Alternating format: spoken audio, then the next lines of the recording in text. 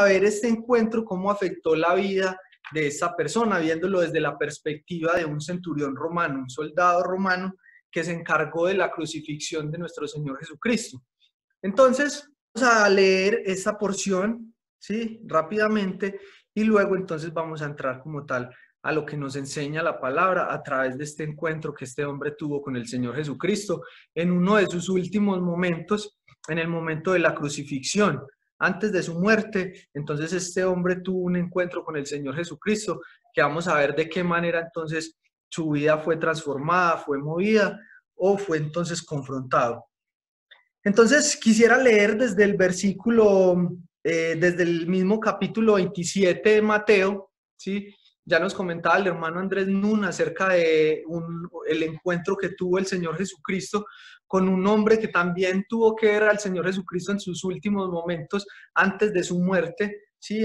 Por medio de la crucifixión, y fue el ladrón.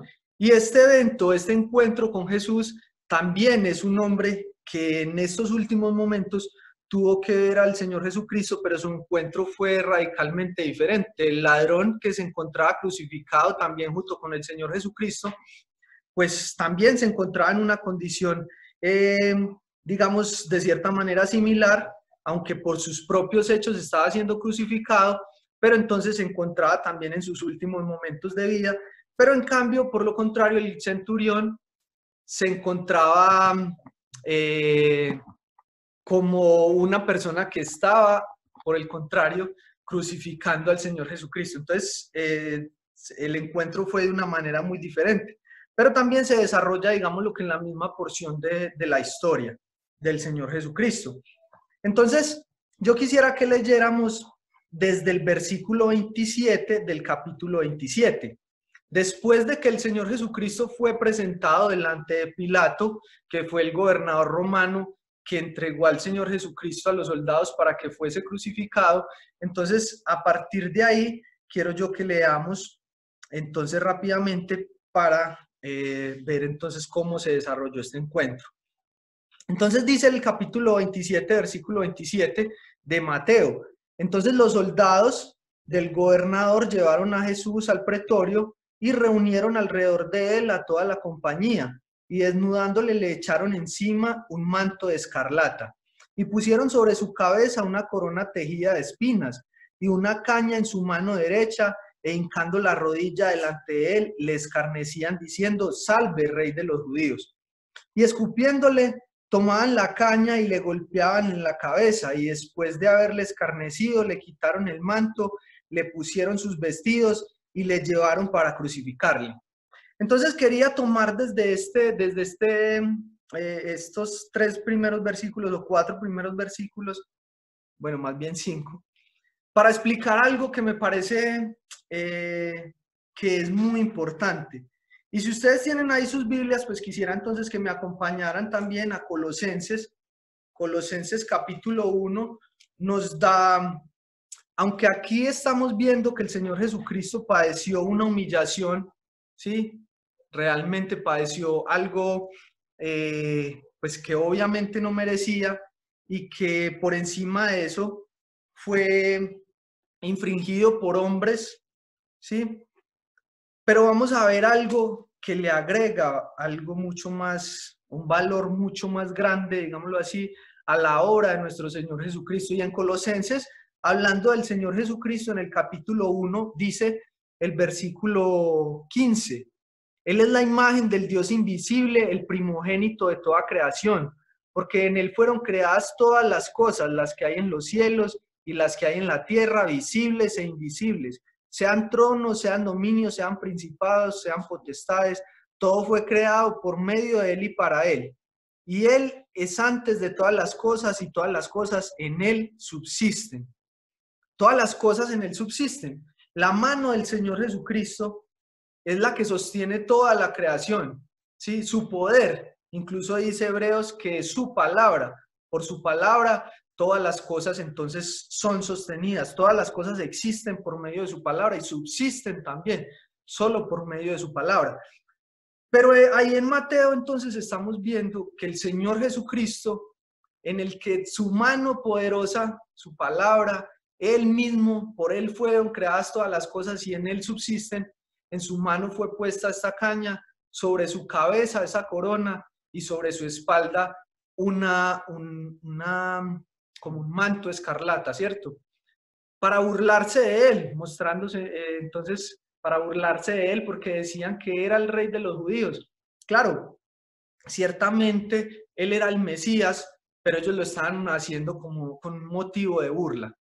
Pero aquí en Colosenses nos está mostrando que es ese Señor Jesucristo, el mismo que padeció a mano de estos soldados.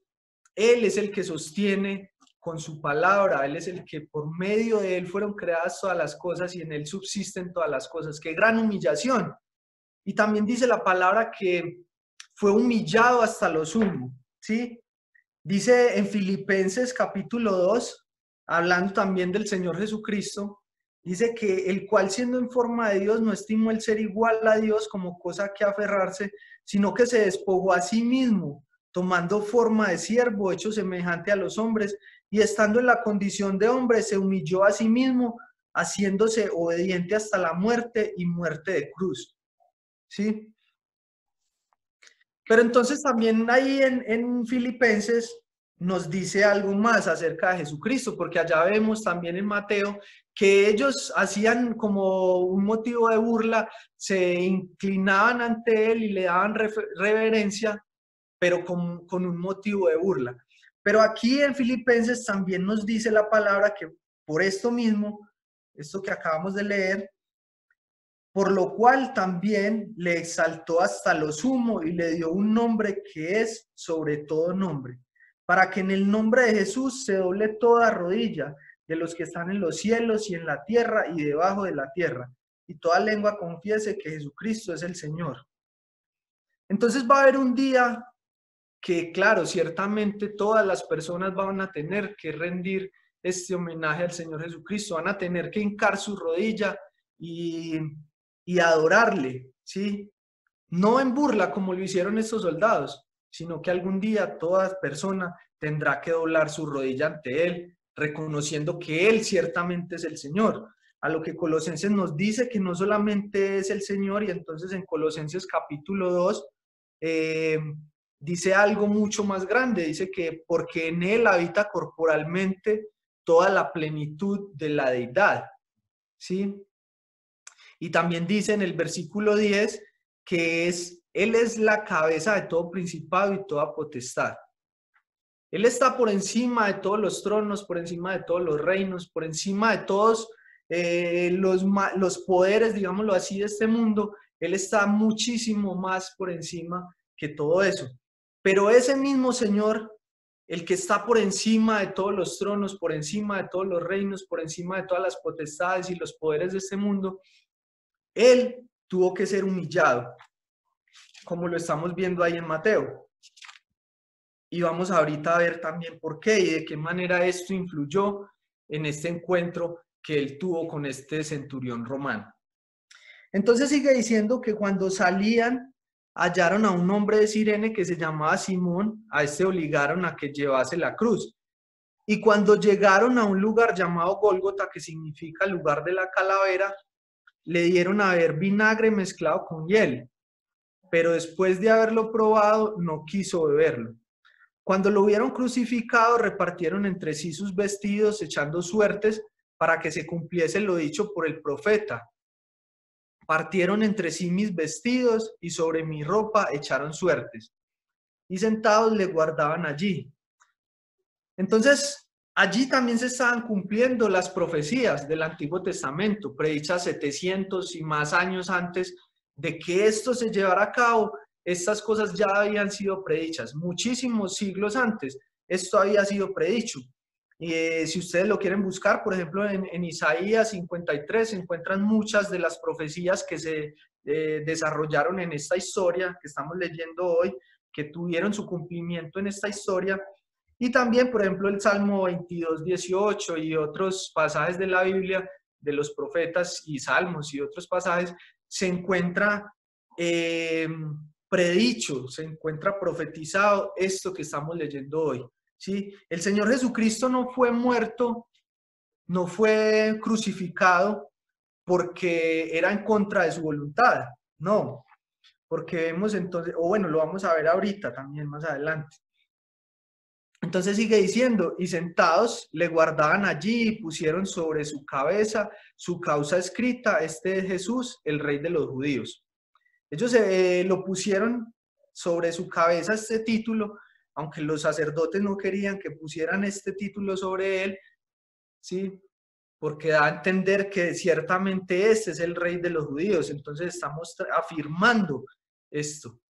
Ellos querían que no, que pusieran algo como él dijo o él se quiso hacer Rey de los Judíos, pero no, Jesucristo era el Rey, Jesucristo era el Mesías. Y aquí Mateo nos quiere mostrar que realmente todas estas profecías que ya están predichas desde hacía muchos años, muchísimos, varios siglos antes, se están dando cumplimiento en esta historia, ¿sí? Y por eso nosotros vemos aquí que Mateo, aunque sabemos que hay 4 evangelios, Mateo, Marcos, Lucas y Juan, y los 4 narran esa misma historia de la crucifixión de Jesucristo. Entonces vemos, por ejemplo, en Lucas, que Lucas lo narra de una manera diferente y encontramos ciertas particularidades en la historia de Lucas que no encontramos, por ejemplo, en la historia de Mateo, ¿sí? En el relato de la historia de Mateo. Por ejemplo, en Lucas encontramos que el Señor Jesucristo habló con unas mujeres en el camino mientras estaba yendo hacia el lugar donde iba a ser crucificado. En el camino se encontró con unas mujeres y tuvo una charla ahí con ellas. También en uno de los otros evangelios encontramos cuando el Señor Jesucristo habló con el ladrón que estaba crucificado a uno de sus lados, ¿sí? Pero en este evangelio de Mateo no encontramos esa interacción, ¿sí? Sino que más lo que Mateo nos está mostrando es que el Señor Jesucristo, todas estas profecías y todo esto que había sido predicho, se estaba cumpliendo en él. Porque Jesucristo era el Mesías, Jesucristo era el Salvador prometido desde hacía tantos siglos antes para el pueblo de Israel, pero que fue rechazado por su propio pueblo. La misma palabra de Dios nos dice que a los suyos vino, pero los suyos no le recibieron, ¿sí? Y esto también ya estaba predicho, pero aquí tuvo su cumplimiento. Entonces, seguimos viendo también, entonces dice en el 38, entonces crucificaron con él a 2 ladrones, uno a la derecha y otro a la izquierda, y los que pasaban le injuriaban, meneando la cabeza y diciendo, tú que derribas el templo y en 3 días lo reedificas, sálvate a ti mismo si eres hijo de Dios, desciende de la cruz. Y aquí hay algo muy interesante, porque de hecho el Señor Jesucristo tenía poder para bajarse de esa cruz, claramente, porque Él no fue crucificado contra su propia voluntad. Él mismo lo dice en Juan, creo que es Juan capítulo 10, donde Él mismo dice, yo pongo mi vida para volverla a tomar, nadie me la quita, sino que yo de mí mismo la pongo. ¿Sí? Tengo poder para ponerla y tengo poder para volverla a tomar. Él mismo entregó su vida, nadie se la podía quitar. Y eso lo vemos también cuando en unos capítulos antes, en el capítulo 26, dice que el complot para prender a Jesús, cuando Jesús fue arrestado, llegaron un montón de soldados y un montón de gente con palos y con de todo para coger a Jesús. Y entonces uno de los discípulos, Pedro, sacó una espada y que le mochó la cabeza a uno de los que venía a capturar a Jesús, que se llama, perdón, la oreja, ¿qué dije? La cabeza. La oreja, era la oreja. La oreja. Le mochó la oreja a Malco, uno de los que venía para prender a Jesús, y entonces Jesús le dice a Pedro, no, guarde su espada, que es que yo mismo voy para ser entregado, yo mismo voy, él dijo, usted cree que si yo le pido al Padre, no me va a dar más de 12 legiones de ángeles. Sí, Jesucristo tenía ese poder, pero él mismo estaba entregando su vida por las ovejas. Él mismo dice también en Juan que el buen pastor, su vida da por las ovejas. Y eso fue lo que hizo el Señor Jesucristo. Y entonces seguimos viendo también que claro, él tenía poder para bajarse de esa cruz, pero él no lo podía hacer. ¿Por qué? Por usted y por mí. Él tenía que dar su vida allí para que nosotros pudiéramos vivir. Él tenía que morir para que nosotros pudiéramos vivir. Y entonces, luego después de esto, seguimos viendo varias de las burlas que le ofrecían los sacerdotes y gobernantes del pueblo y toda la gente que estaba viendo allí. Y allí estaba también entonces estos soldados, los soldados que lo habían minutos antes llevado hacia el lugar donde iba a ser crucificado, los soldados que lo amarraron a esa cruz y que con grandes clavos atravesaron sus manos y sus pies y lo levantaron sobre esta cruz, estaban allí viendo todo esto. Y entonces, estos mismos soldados ven momentos antes de la muerte del Señor Jesucristo, que toda la gente estaba diciendo, por ejemplo, una de las frases que decían era en el versículo 43, dice, confío en Dios, líbrele ahora si le quiere, porque ha dicho, soy hijo de Dios. ¿Sí? Y también decían frases, sí, así como esta, que Dios entonces lo librara, que él mismo, si él se creía Dios, que se bajara de ahí de la cruz, si él mismo tenía poder para salvar a otros, que se bajara de allí, se salvara de él mismo.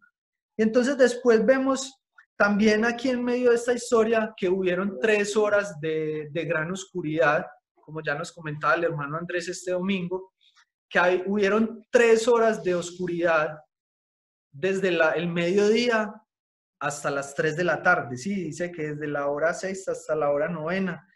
Y después dice en el versículo 46, cerca de la hora 9, Jesús clamó a gran voz diciendo, Elí, Elí, lama sabactani.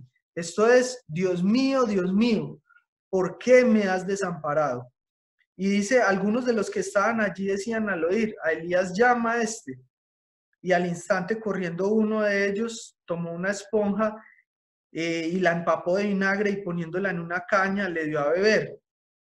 Pero los otros seguían burlándose y decían entonces, veamos si viene Elías a librarle. Mas Jesús, habiendo otra vez clamado a gran voz, entregó el espíritu.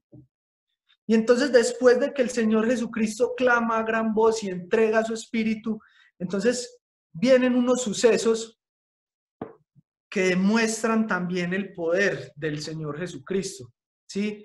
Porque entonces aparte o a pesar de que hubo gran oscuridad durante esas 3 horas, después de que el Señor Jesucristo entrega su espíritu, incluso aquí hay algo muy particular y es que cuando el Señor Jesucristo entregó su espíritu, o sea, murió, dice que clamó a gran voz, ¿sí? Y una persona que ha estado durante 3 horas colgada en un madero, asfixiándose después de toda la sangre que había tenido que derramar y todo el sufrimiento y el cansancio del Señor Jesucristo, aquí dice que él clamó a gran voz. Y todos estos sucesos que se desarrollaron entonces acá, le mostraron a este centurión algo sobrenatural, ¿sí? Y él tuvo que reconocer algo que vamos a ver aquí. Y dice también que el velo del templo se rasgó en 2, de arriba abajo, y que la tierra tembló y las rocas se partieron. Y se abrieron los sepulcros y muchos cuerpos de santos que habían dormido se levantaron. Y saliendo de los sepulcros después de la resurrección de él, vinieron a la santa ciudad y aparecieron a muchos. Y aquí viene lo que el centurión dijo. El centurión y los que estaban con él guardando a Jesús, visto el terremoto y las cosas que habían sido hechas, temieron en gran manera y dijeron, verdaderamente, este era hijo de Dios. Y este fue finalmente la conclusión a la que llegó este centurión. Pero antes de esto, nosotros hemos visto que este centurión, igual que con las otras personas que estaban ahí, habían de muchas maneras se habían burlado, habían insultado, habían maltratado al Señor Jesucristo. Y de esa misma manera, muchas personas a día de hoy aún se encuentran dentro de este grupo de personas, podríamos decirlo así. Nosotros en algún momento también nos encontrábamos ahí, ¿sí? ¿Por qué? porque esa muerte del Señor Jesucristo no fue una muerte que Él sufrió solamente por los judíos. Por ejemplo, el centurión romano podría haber dicho, si nosotros le dijéramos, bueno, pues usted crucificó al Señor Jesucristo. No, pues yo qué culpa tengo, yo estaba cumpliendo con mi trabajo, eso no fue culpa mía, yo estaba haciendo lo que me tocaba hacer. Pero no, realmente el Señor Jesucristo allí estaba muriendo por todos. Y por ejemplo, en Primera de Pedro 3, versículo 18 nos dice que Él murió por todos. ¿Sí? Dice, porque también Cristo padeció una sola vez por los pecados, el justo por los injustos, para llevarnos a Dios. El justo por los injustos. El justo, el Señor Jesucristo, el único Hijo de Dios, el unigénito del Padre, en el que subsisten todas las cosas, por medio del cual todas las cosas fueron creadas. Él tuvo que morir por usted y por mí. Por todos murió Jesucristo, ¿sí? Ese fue el castigo por nuestro pecado. ¿Y por qué digo que también el centurión estaba incluido? Porque aparte de que el Señor Jesucristo murió por todos, también dice, por ejemplo, Romanos 3:23, dice, por cuanto todos pecaron, ¿sí? Todos hemos pecado. Ciertamente, ninguno de nosotros puede escaparse de esa afirmación, de que todos hemos cometido pecados en nuestra vida. Y entonces, como nos dice Pedro, que Él murió el justo por los injustos y todos somos pecadores, entonces Él murió no solamente por culpa de los judíos, ¿sí? Sino que Él murió también por el centurión. E incluso no solo por el centurión, sino por usted y por mí también, por nuestra culpa. El Señor Jesucristo murió por nuestra culpa. ¿Pero por qué? Sí, sabemos, ya vimos que todos somos pecadores y que entonces Jesucristo murió por nuestras culpas. Pero lo que pasa es que también dice Romanos 6:23, 6:23, perdón, dice que porque la paga del pecado es muerte, ¿sí? Entonces éramos nosotros los que merecíamos esa muerte. Pero Jesucristo tomó la decisión de morir, Él mismo por nosotros. Ya lo vimos en varias ocasiones donde dice, por ejemplo, en ese encuentro, cuando lo iban a capturar, que Él dice que Él iba porque él mismo voluntariamente entregaba su vida. Y ya en Juan también lo leíamos ahorita, y él decía que el buen pastor su vida da por las ovejas. ¿Por qué? Porque éramos nosotros, por nuestro propio pecado, que merecíamos la condenación. Y entonces necesitábamos de un Salvador. Pero hasta ese momento, este centurión romano se encontraba solamente dentro de las personas que también se estaban burlando del Señor, estaban viendo expectantes cómo iba a morir, qué iba a pasar. Para ese centurión era algo muy corriente, ¿sí? Era algo que él estaba acostumbrado a ver, muertes, a ejecutar muchas muertes de esta manera, y muchas de las personas que estaban ahí también, ¿sí? También se encontraban en esta misma condición, acostumbradas a ver las muertes de esta manera tan atroz que nosotros lo vemos, pero ellos estaban acostumbrados, y es más, vemos a través de esa burla que eso era lo que ellos querían, tenían sed de sangre, de ver el sufrimiento del Señor Jesucristo, pero no sabían a quién estaban crucificando, aunque Él lo dijo muchas veces. Y así puede estar la vida de muchos de los que están viendo o verán este video, ¿sí? Tal vez han oído la historia del Señor Jesucristo, pero están en esa misma condición. Solamente lo ven de una manera expectante, a ver qué pasa, qué es lo que pasa con esa historia de Jesús y nada más. Pero no son conscientes de por qué el Señor Jesucristo estaba muriendo ahí. No son conscientes de cuál era esa razón, porque el Señor Jesucristo era el Salvador que venía a morir por nosotros, hombres pecadores que éramos los que merecíamos no solamente la muerte, sino la condenación eterna. Y eso era de lo que nos venía a librar el Señor Jesucristo. Y en esa misma condición entonces se puede encontrar usted hoy, sin saber por qué murió Cristo, ¿sí? Y hoy tiene la oportunidad también de reconocer que Cristo, esa muerte que padeció Jesucristo tan atroz, tan horrible, fue también por su pecado. Entender que fue por su culpa también, por mi culpa, por la culpa de cada uno de nosotros, por nuestro pecado, por eso murió el Señor Jesucristo. Pero después de eso, entonces el centurión empezó a ver cada una de estas cosas que se estaban desarrollando en esta historia, y él no conocía las profecías, era un soldado romano, acostumbrado a hacer este tipo de ejecuciones, pero él no conocía las profecías, pero él sí vio lo que estaba pasando, ¿sí? Que estas personas decían que ese que estaban crucificando decía que era el Hijo de Dios. Él escuchaba lo que ellos decían y poco a poco, a través de lo que vio también, porque la misma creación se estremeció cuando su creador estaba muriendo allí en la cruz. Y él empezó a ver estas cosas, el cielo a pleno mediodía y el cielo oscurecido, ¿sí? Oscurecido el cielo totalmente durante 3 horas. Y cuando este hombre clama gritando, en tus manos entrego mi espíritu, gritando con fuerza, a pesar de todo este sufrimiento que había sufrido, él sabía que esto no era normal, y era porque el Señor Jesucristo, él mismo estaba entregando su vida. Nadie se la quitaba, como ya decíamos ahorita. Nadie me la quita. Yo de mí mismo la pongo. El Señor Jesucristo entregó su vida y eso lo vio el centurión romano. Y luego ve que cuando él entrega su espíritu, entonces empieza a temblar la tierra, se empieza a estremecer la tierra, las piedras empiezan a partirse, se abren los sepulcros y entonces este centurión empieza a ver al Señor Jesucristo de una manera diferente, ¿sí? Y de esta manera, entonces también es un llamado a cada uno de ustedes, ¿sí? ¿Cómo ve usted al Señor Jesucristo entonces ahora? Ahora, a través de este pasaje que hemos estado contemplando al Señor Jesucristo, ¿cómo lo empieza a ver usted ahora? ¿Sí?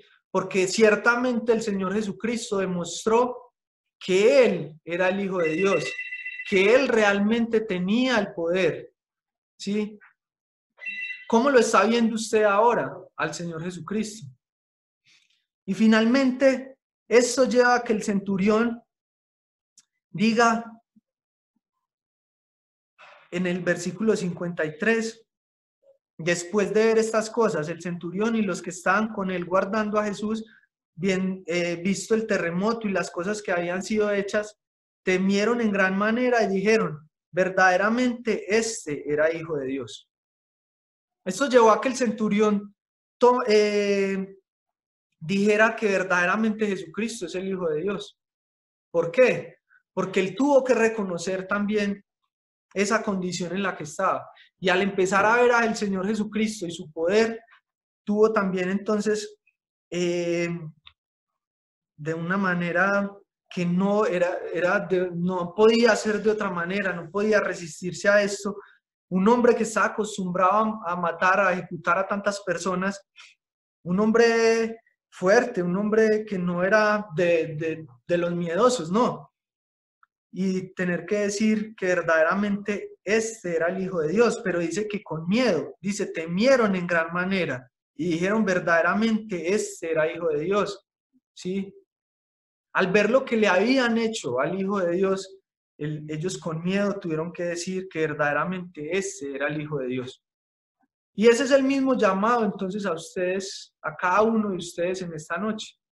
Después de haber visto al Señor Jesucristo, todo el sufrimiento que tuvo que padecer, entender que fue por usted y por mí que Él tuvo que padecer por nuestra culpa para salvarnos de la condenación eterna. Entonces, tenemos dos opciones, ¿sí? O tiene dos opciones.